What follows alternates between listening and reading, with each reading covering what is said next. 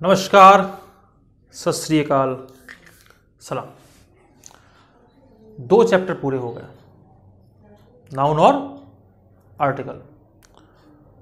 खुद को कॉन्फिडेंट महसूस कर रहे होंगे अब थोड़ा बहुत। वो जो डर है ना, फोबिया जो बैठा है दिमाग में, वो निकलना चाहिए। अब बात करेंगे आगे, और बात करेंगे उस चैप्टर की जहां से वाकई में टेक्निकल इंग्लिश स्टार्ट होती है। हालांकि इसके पहले जो आपने पढ़ा वो भी थोड़ा बहुत टेक्निकल था, लॉजिकल था, कॉन्सेप्शनल था, लेकिन यहां से एक्चुअल जो इंग्लिश की जो टेक्निकल टर्म होते हैं, जो क्रिटिकल टर्म्स होते हैं, वो आपके स्टार्ट हो जाएंगे। और जिस चैप्टर को हम इंट्रोड्यूस करेंगे आपके साथ, उसे हम कहते हैं क्या? प्रोनाउन। प्रोनाउन, नाम से ही स्पष्ट है कि प्रो शब्द का मतलब होता है अहेड या इन प्लेस, और नाउन का मतलब होता है क्या? नेम। तो प्रोनाउन का मतलब क्या होता है? कि जो किसी नाम से पहले आ जाए या किसी नाम के बदले में आ जाए।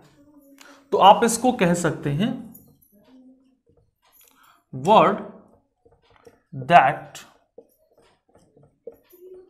replaces a noun is known as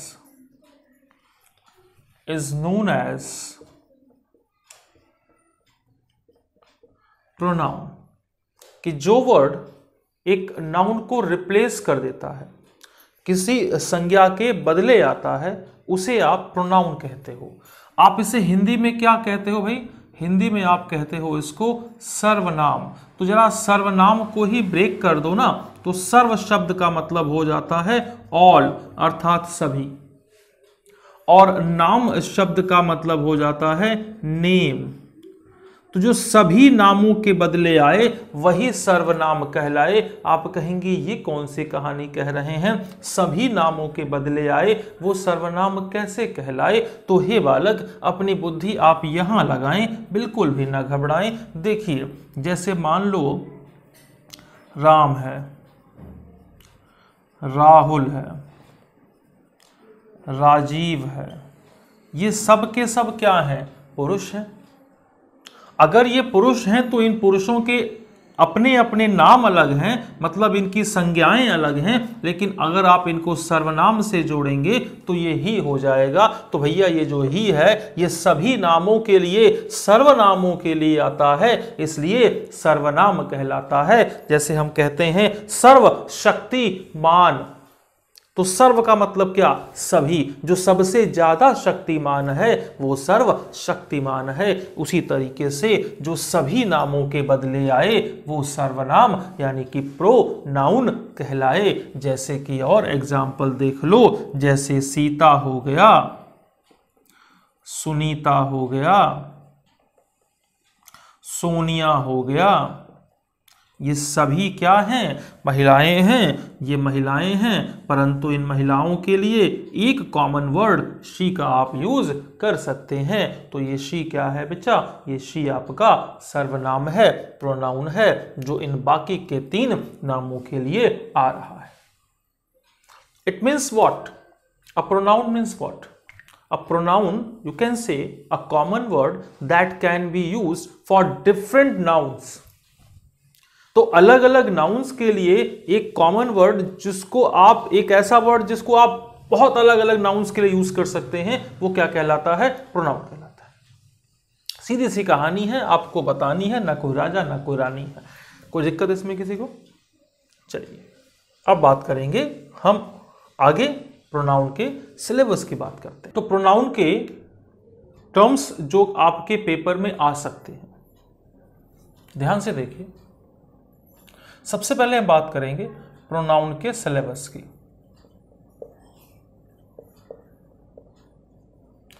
pronoun के सिलेबस में आपको क्या क्या पढ़ना है, किसके रिगार्डिंग? देखो, हम लोग जो पढ़ते हैं, कोशिश हमारी ये रहती है कि 0 से लेके लास्ट तक यानी शुरू से अंत तक सारे पॉइंट्स हम टच कर दें, जिससे कि आपको किसी भी पेपर के क्वेश्चंस में दिक्कत ना आए। अब अगर आप बात करते हैं प्रोनाउन सिलेबस की, तो आपको प्रोनाउन में क्या क्या पढ़ना है। सबसे पहले पढ़ना है आपको पर्सनल प्रोनाउन, ये बहुत इंपॉर्टेंट है और यहां से ठीक ठाक क्वेश्चन आता है। दूसरा पढ़ना है आपका रिलेटिव और इंट्रोगेटिव प्रोनाउन।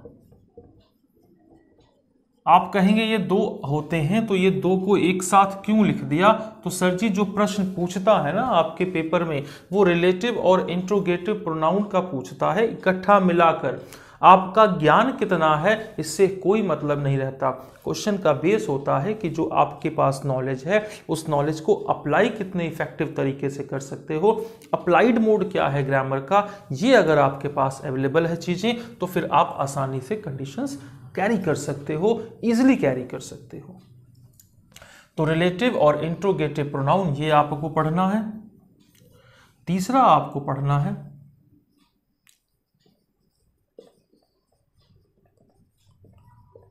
रिफ्लेक्सिव प्रोनाउन, और रिफ्लेक्सिव प्रोनाउन के साथ ही आपको एम्फेटिक प्रोनाउन। ये जो क्वेश्चन जोड़ के देता है वो इन दोनों का आपको एक साथ देता है, क्योंकि दोनों में कंडीशन या दोनों के बनाने का तरीका एक होता है, बस प्लेस पोजीशन का डिफरेंस होता है। तो उस प्लेस पोजीशन से कहीं कहीं आपको कंफ्यूज कर देता है। तो रिलेटिव इंट्रोगेटिव एक साथ कोरिलेट करके पूछ देता है, रिफ्लेक्टिव एम्फेटिक एक साथ कोरिलेट करके पूछ देता है। ठीक है, हम लोगों ने 4 और 1 5 प्रोनाउन की बात कर ली। ये जो हमारा चौथा ग्रुप है, इसे हम कहते हैं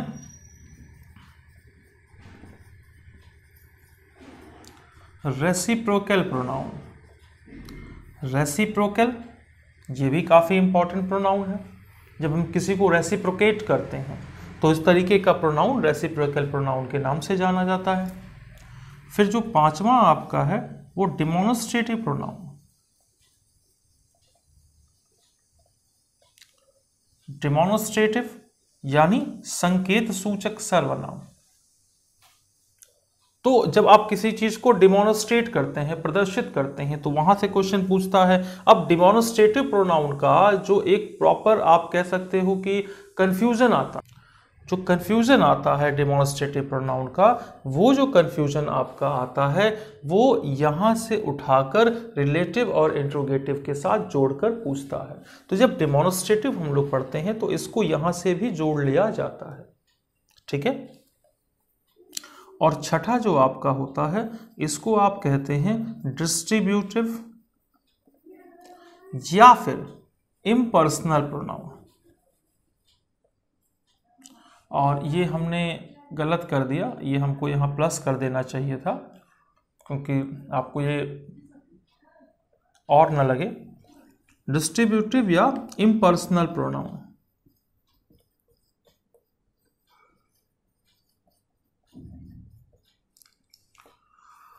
और ये सबसे इंपॉर्टेंट पर्सनल और डिस्ट्रीब्यूटिव, मतलब दोनों एक दूसरे के बिल्कुल कॉन्ट्राडिक्ट हैं।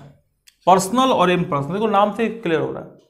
तो बच्चा ये आपका सिलेबस है, आपको कंपटीशन की चाहे किसी भी परीक्षा में आप हो, it doesn't matter that which exam you are looking for. The main thing is that if you are a serious candidate, if you think that do or die situation reveals with you, if you think that if the job will not come to me, I can't survive, I will lose all my terms, I will lose all my respect, my dignity. So for that kind of serious students, we are here. We are not here for any student who is here just to time pass. This platform is only for serious students, for the students who think that it's my duty to serve my nation, to serve my family, my society.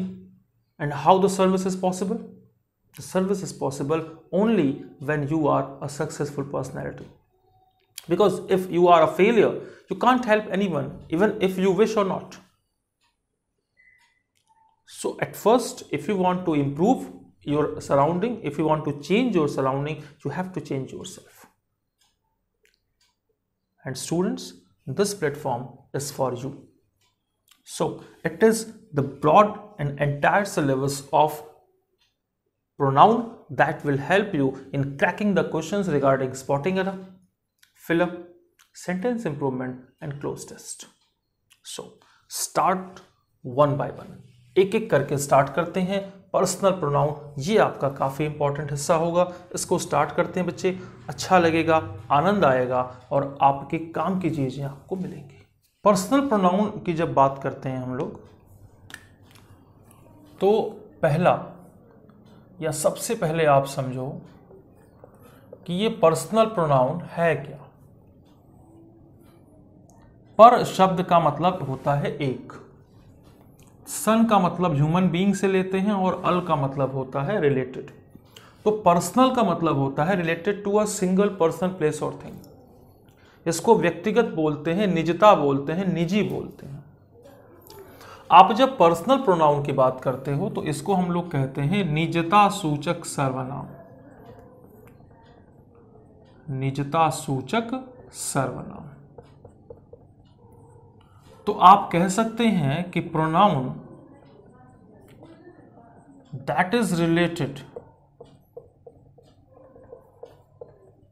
To a particular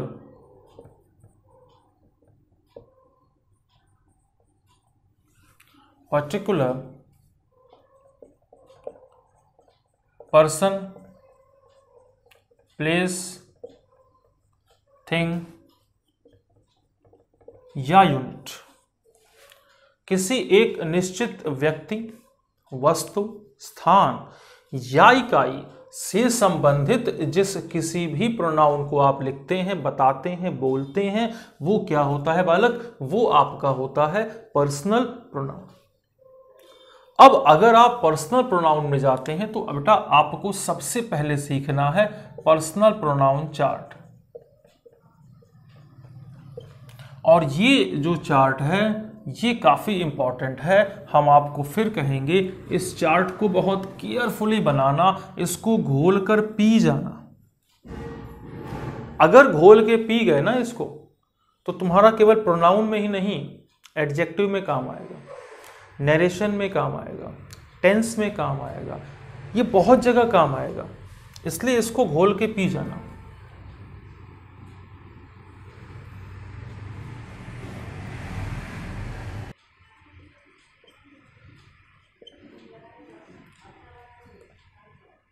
pronoun, nominative case, इसको आप कर्ता कारक कहते हैं, इसे ही subjective case भी कहा जाता है। पजेसिव केस, इसे संबंध कारक कहते हैं।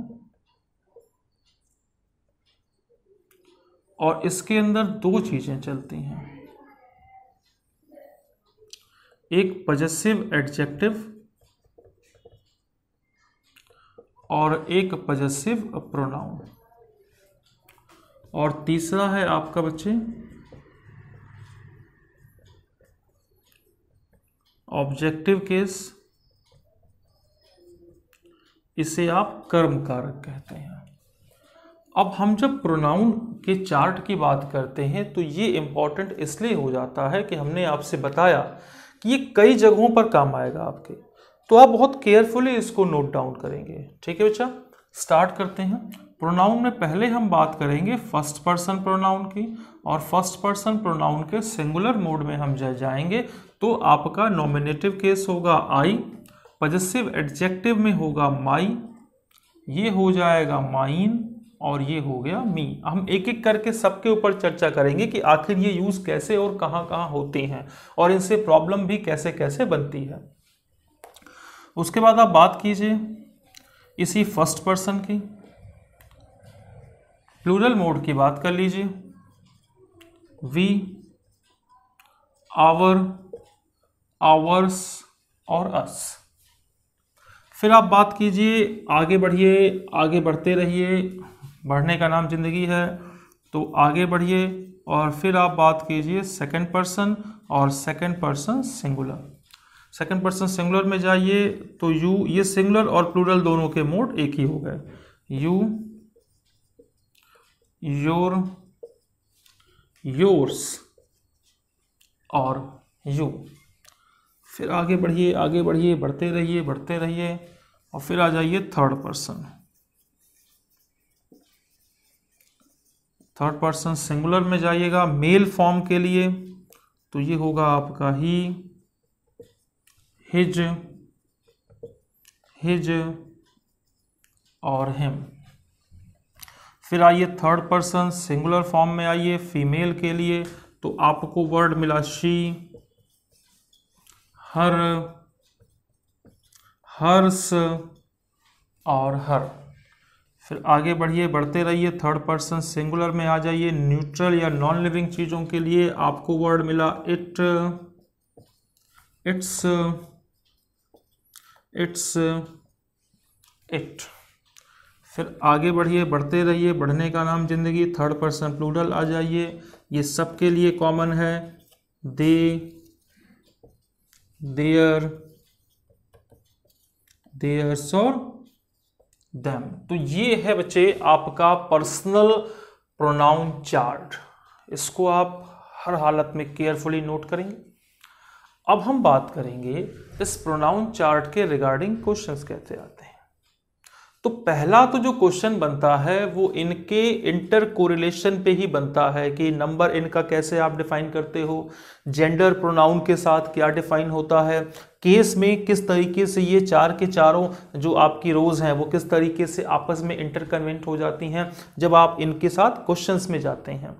तो इन तमाम चीज़ों पे हम डिस्कशन करने वाले हैं, आपके एग्जाम के लिए हाईली इंपॉर्टेंट है। हाँ, आपको ये दिखेगा कि अरे यार इस तरीके का क्वेश्चन तो मुझको दिखा था पेपर में, ठीक है, तो कमर कस लीजिए, तैयार होइए, प्लेन को लेके उड़ते हैं पर्सनल प्रोनाउन की तरफ।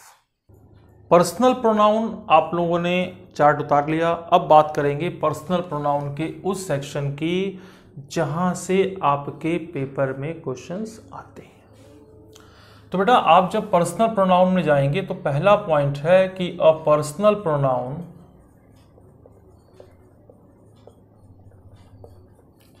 is used as per its number, gender और केस। ये बहुत इंपॉर्टेंट है, खास तौर से प्रोनाउन केस का जो टर्म है ये बहुत इंपॉर्टेंट है। तो एक एक करके देखते हैं। सबसे पहले हमने कहा कि पर्सनल प्रोनाउन जो आपका होगा वो अपने नंबर, जेंडर और केस के पोजीशन में आएगा।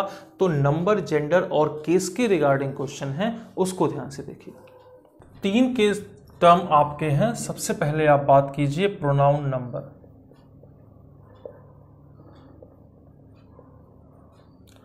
प्रोनाउन नंबर, थोड़ा ध्यान से देखो कि आप जब प्रोनाउन नंबर की बात करते हो तो नंबर का मतलब होता है वचन, जो कि सिंगुलर और प्लूरल दोनों तरीके की कंडीशन में पाया जाता है। हमने आपसे एक चीज बताई थी कि जब प्रोनाउन की बात करोगे ना बेटा, तो प्रोनाउन जो आपका होगा वो किस पे डिपेंड करता है, नाउन पे। इसका मतलब कि अगर आपके पास प्रोनाउन नंबर के केस हैं और नंबर दो होता है सिंगुलर और प्लूरल, और प्रोनाउन की डिपेंडेंसी अगर नाउन पर है, तब तो बड़ी सीधी सी कहानी निकल के आई कि अगर नाउन सिंगुलर होगा तो प्रोनाउन का नंबर सिंगुलर होगा और नाउन प्लूरल होगा तो प्रोनाउन का नंबर प्लूरल होगा। अब आपको एक बात पता होनी चाहिए कि आई, वी, यू और दे, ये चार आपके जो हैं ये प्लूरल हैं, जिसमें आई का केस स्पेसिफिक होता है जिसके लिए आप एम हेल्पिंग वर्ब लेकर आते हैं। तो ये चार आपके प्लूरल हैं, जबकि ही, she, it or they, sorry he she it, not they, he she or it, ये आपका क्या है भाई, ये आपका सिंगुलर है। तो अब जब प्रश्नों को हम लेकर चलते हैं कि किस तरीके से प्रोनाउन नंबर के केस में क्वेश्चन पूछे जाते हैं, तो सर जी एक बात बड़ी क्लियर हो गई कि अगर नाउन का इंपैक्ट रखेंगे तो यहां से क्वेश्चन बन जाता है। जैसे चिल्ड्रन आर नॉट सीरियस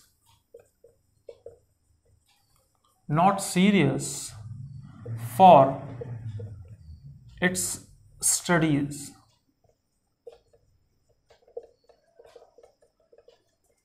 और अगर हम कहें कि बेटा इस क्वेश्चन में बताओ कि क्या प्रॉब्लम है, तो हिंदी निकालना, देखो बार बार निकालोगे इंग्लिश में हिंदी, माथे पर लगेगी असफलता की बिंदी।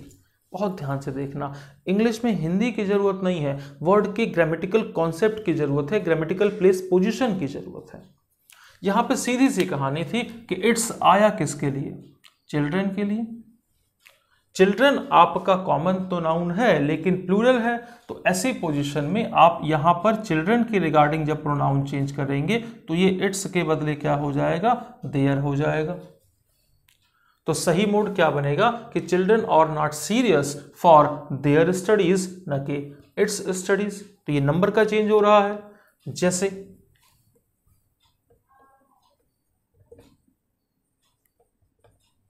Mister Gupta has nothing to do in their life. Mr. Gupta has nothing to do in their life। चलिए इसको हम देख लेते हैं। अब जरा इसी क्वेश्चन में देखिए, देयर किसके लिए आया है, देयर आया है मिस्टर गुप्ता के लिए। मिस्टर गुप्ता क्या है, मिस्टर गुप्ता आपका प्रॉपर नाउन है। अगर मिस्टर गुप्ता प्रॉपर नाउन है तो ये अपने आप में सिंगुलर है, नाउन सिंगुलर होगा तो प्रोनाउन का मोड भी सिंगुलर होगा, और अगर प्रोनाउन का मोड सिंगुलर होगा तो ये देयर ना आके क्या हो जाएगा बालक, हिज हो जाएगा। यानी कि इस तरीके से आपको प्रोनाउन नंबर में क्वेश्चन पूछ लेता है, और इसको वही बच्चे गलती करके आते हैं जो एग्जामिनेशन सेंटर में अपना दिमाग घर पे किसी बहुत बढ़िया लोहे के संदूक के अंदर बंद करके और उसके ऊपर अलीगढ़ वाला ताला लगाकर आए होते हैं। ठीक है, नॉर्मल विद्यार्थी इस प्रकार के अगर प्रश्न गलत करता है तो उसे अपने विद्यार्थी होने पर दोबारा विचार करना चाहिए। अब बात करेंगे बेटा प्रोनाउन नंबर के बाद, इसी में एक पॉइंट अगला हमने बताया प्रोनाउन जेंडर।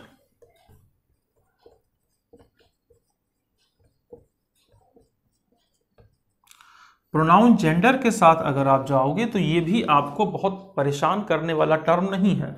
आपको पता है कि जेंडर के 3 मोड होंगे, कौन कौन से, मैस्कुलिन होगा, फेमिन होगा और न्यूट्रल होगा। मैस्कुलिन और फेमिन को आप जोड़ेंगे तो एक ही आपका मोड निकल के आएगा, दूसरा कौन सा, कॉमन। ये हमने आपको नाउन के अंदर बताया है। अब अगर कॉमन में 2 मोड बनेंगे, एक ह्यूमन बनेगा, एक नॉन ह्यूमन बनेगा। अगर ह्यूमन अर्थात मानव का जेंडर क्लियर नहीं है तो ये मैस्कुलिन है, तो मैस्कुलिन के लिए ही का केस होना चाहिए। अगर नॉन ह्यूमन अर्थात अमानव का जेंडर क्लियर नहीं है तो ये न्यूट्रल है, न्यूट्रल है अर्थात इट होना चाहिए। इसमें हमने आपको एक चीज और बताई थी कि अगर कोई इमोशनल केस है, पर्सोनिफाइड मोड है, जिसमें किसी चीज को हम भावना के साथ जोड़ते हैं, इमोशंस के साथ जोड़ते हैं, अगर कोई इमोशनल केस या पर्सोनिफाइड केस है तो फिर ऐसी अवस्था में हम उसको जो नॉन जेंडर, जैसे कि हम इंडिया को मदर इंडिया बोलते हैं तो वहां पे शी का केस सही है। ठीक है, आपने कोई पालतू जानवर रखा हुआ है, कैट है, तो उसके लिए आप शी का यूज कर सकते हैं। ठीक है, तो जो नॉन टर्म है उनके लिए नॉन जेंडर या कॉमन जेंडर की हम बात करते हैं जो हमारे फैमिलियर होते हैं।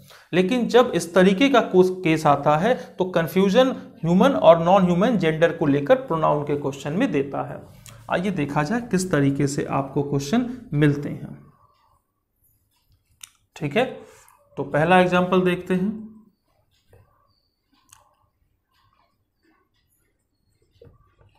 मिसेस गुप्ता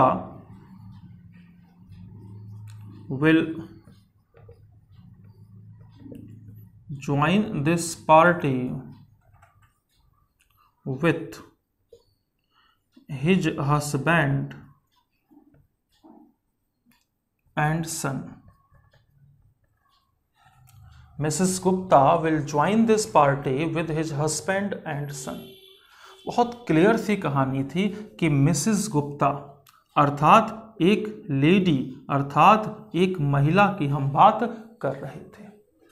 अब मिसेस शब्द तो किसी पुरुष के लिए आपने सुना ही नहीं होगा, तो मिसेस गुप्ता अर्थात एक लेडी, एक महिला के साथ हम बात कर रहे थे। और यहां पर जो हिज आया है बेटा, वो किसके लिए आया है? मिसेस गुप्ता के लिए आया है।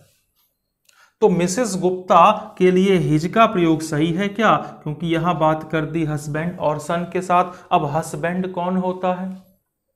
हस्बैंड हंस हंस कर जिसका बजाते रहो बैंड, वही कहलाता है हस्बैंड। जीवन में हर रिश्ते बदल गए हैं। हम धीरे धीरे अन्य वीडियोस के अंदर आपको बताते रहेंगे कि बदली हुई परिस्थितियों में हर रिश्ते का अर्थ क्या है। लेकिन इन प्रकार के भावनाओं का प्रयोग जीवन में सोच विचार कर कीजिएगा, नहीं तो समस्याग्रस्त हो सकते हैं। फिलहाल तमाम चीज़ों को छोड़िए, इस पे बात कीजिए। तो हमने कहा कि Mrs Gupta will join this party with his husband. आप देख रहे होंगे कि हिज किसके लिए आया है? ये मिसेस गुप्ता के लिए आया है, जो कि महिला हैं। और महिला के लिए अगर जेंडर हम यूज करते हैं तो हिज न यूज करके हर का यूज करते हैं। विद हर हस्बैंड के साथ जाएंगे, ना कि हिज हस्बैंड के साथ। ठीक है भाई। जैसे I saw a cat on road, she was smiling. ठीक है, अब बिल्ली भी मुस्कुरा सकती है, बिल्ली को भी मुस्कुराने का हक है। तो I saw a cat on road, she was smiling. अगर आप देखेंगे तो ये बिल्ली आपकी पेट अर्थात पालतू बिल्ली नहीं है, ये वो बिल्ली है जो आपने रोड पर देखा। तो अब जाहिर सी बात है कि ये कोई कंफर्म नहीं है कि आपने बिल्ली ही देखी होगी, आपने बिल्ला भी देख लिया होगा। भाई बिल्ली को देखकर बिल्ली बिल्ली बोलते हो तो बिल्ला को देखकर बिल्ला बिल्ला बोलोगे क्या? या उससे पूछोगे कि रुक जा भाई, बता दे तू मौसी है कि मौसा है, तो मैं तुझको बिल्ली या बिल्ला बोलूं? मतलब वहां जेंडर कंफर्म नहीं है। अगर वो पालतू होती, आप पालते, तो आपको पता चलता कि आप बिल्ली पाल रहे हैं कि बिल्ला पाल रहे हैं। मतलब सेंटेंस होता कि आई हैव अ कैट, तो वहां शी का प्रयोग सही होता। लेकिन आपने देखा और आपको जेंडर के बारे में कहीं कोई कंफर्मेशन नहीं है, तो ऐसी पोजीशन में बालक शी के बदले आप क्या यूज करेंगे? इट का यूज करेंगे।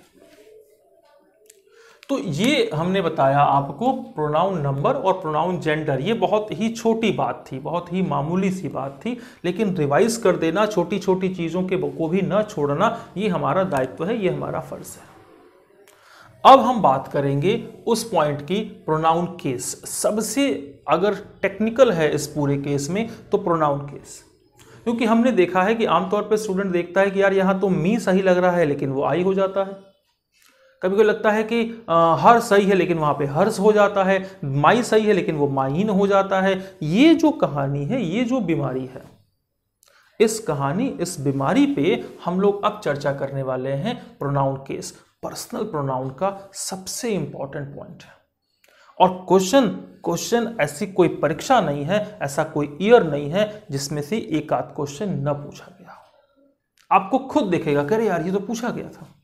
ठीक है बच्चे, तो कॉपी और पेन में अब आप इसको नोट करने के बाद हेडिंग लिखेंगे प्रोनाउन केस।